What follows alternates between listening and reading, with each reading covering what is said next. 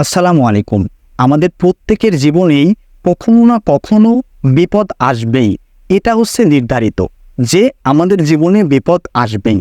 এখন এই বিপদ আসলে আমরা স্বাভাবিকভাবেই প্রত্যেকটা মানুষই দুশ্চিন্তার মধ্যে চলে যাই, ডিপ্রেশনের মধ্যে চলে যাই, অনেক ধরনের মানসিক সমস্যার মধ্যে আমরা চলে যাই, যেটা আমাদের জন্য অনেক ক্ষতিকর।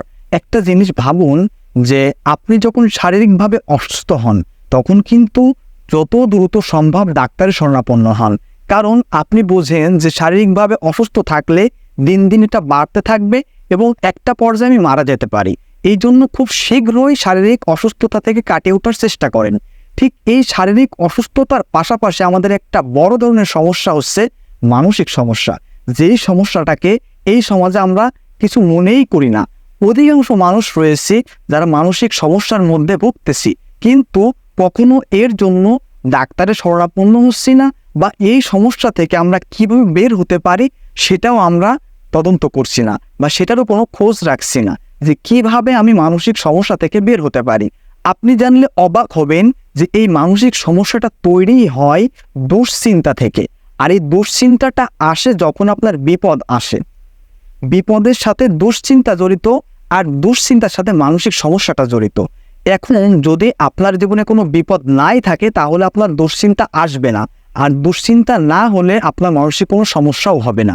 কিন্তু বিপদ আমাদের প্রত্যেকের জীবনেই থাকবে, এটাই স্বাভাবিক।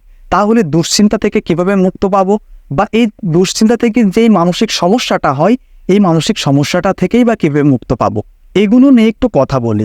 এই যে আপনার বিপদ, তারপরে দুশ্চিন্তা, এরপরে মানসিক সমস্যা, এরপর আস্তে আস্তে আপনার মন মেজাজ সব নষ্ট হয়ে যাওয়া, এটা কিন্তু একটার সাথে আরেকটা সিকোয়েন্স আকারে মিলিত রয়েছে। এখন আপনি যদি প্রথমেই আপনার উপরে যখন বিপদটা আসছে তখনই যদি আপনি এটা কন্ট্রোল করতে পারেন, তাহলে আপনার আর দুশ্চিন্তাও যেতে হবে না এবং ওখান থেকে আর মানসিক সমস্যার দিকেও যেতে হবে না। তাহলে কিভাবে আপনি দুশ্চিন্তা থেকে মুক্ত থাকবেন?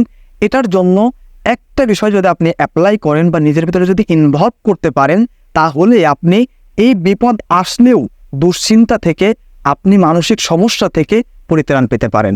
যখন আপনার জীবনে কোনো বিপদ ঘটে যাবে বা আপনার জীবনে যখন কোনো বিপদ আসতে যাচ্ছে আপনি বুঝতে পারছেন, তখন একটা কথাই মনে রাখবেন যে বিপদ দেওয়ার মালিক হচ্ছে আল্লাহ। আমাদের রব হচ্ছে বিপদ দেওয়ার মালিক। তিনি আমাকে বিপদ দিয়েছেন, তিনিই আমাকে বিপদ থেকে রক্ষা করবেন। আমি রবের কাছে যাব, আমি রবের সাথে যোগাযোগ করব। তাহলে আপনার বিপদ যদিও হয় আল্লাহ তাআলা আপনার ভিতরে ওই পেরেশানি, ওই দুশ্চিন্তা, ওই ডিপ্রেশন এগুলো দিবেন না, অতটা দিবেন না। আপনি 50% সুস্থ থাকবেন। বিপদ হয়ে গেলেও আপনি 50% সুস্থ থাকবেন, কেননা আপনি আল্লাহর উপরে ভরসা করেছেন, আপনি আল্লাহর উপর তাওয়াক্কুল করেছেন। আর এই তাওয়াক্কুল করাটা অনেক কঠিন। একটু চেষ্টা করে দেখতে পারেন যে এটা পরীক্ষিত একটা বিষয়। যখন আপনার উপরে বিপদ আসছে, যখন আপনার উপরে কোনো পেরেশানির কাজ ঘটতে যাচ্ছে, তখন যদি আপনি আল্লাহর মুখাপেক্ষী হন, আল্লাহর সাথে একটু কথা বলেন, তাহলে দেখবেন যে আল্লাহ তাআলা আপনার বিপদ ঘটিয়ে দিলেও আপনার ভিতরে একটা শান্তি রাখছে, আপনার দুশ্চিন্তাগুলো থেকে আল্লাহ তাআলা আপনাকে রক্ষা করছে। তো এই বিষয়টা একটু খেয়াল করবেন, এবং ওইভাবে যদি আল্লাহর সাথে সম্পর্ক করা যায় তাহলে ইনশাআল্লাহ বিপদ ঘটলেও আপনি মানসিক পেরেশানির মধ্যে ভুগবেন না ইনশাআল্লাহ। আল্লাহ তাআলা আমাকে এবং আপনাকে এই বিষয়টা বোঝার তৌফিক দান করুক।